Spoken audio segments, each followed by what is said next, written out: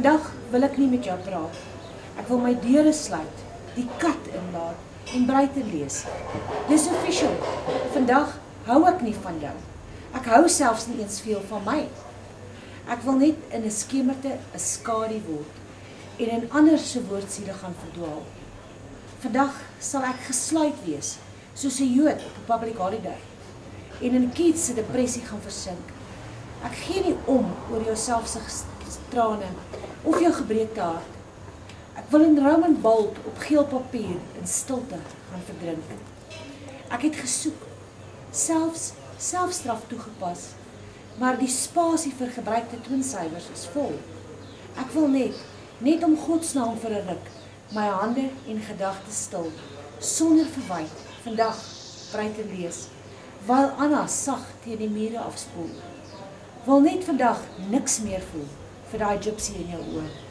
Los my uit, 'n skadu venter teen 'n ou klipmuur, met 'n wind wat droewig buite huil, om net vir 'n slag saam met my eie siel te rus, verlore in 'n doodsgees se winterwoorde. Los my stil, sonder steetee praat of vra, want vandag is my omgee klaar. Dis beautiful. Jy is omdat jy so breed en verward is. En ek vir jou breed en vier is... nou, breed en vier...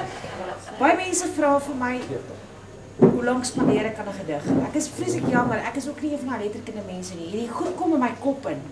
En ek krap dit op die naaste stuk papier af.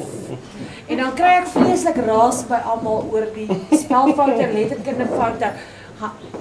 Jy moet daai, skus. Ek krabbel, ek skryf wat dit is soos 'n kraan wat jy draai, ek skryf hom en dan is hy klaar. Nou Breid en Viere is een van daai gedigte en Breid en Viere loop vir my hand aan hand met my eie lewe met soms wil jy net asseblief jouself terugvat.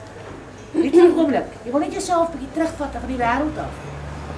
En toe skryf ek Breid en Viere en ek het eintlik gedink is ek gemors. Want duidelik toe nie. Toe ek gaan werk, toe werk ek tot 'n gedig.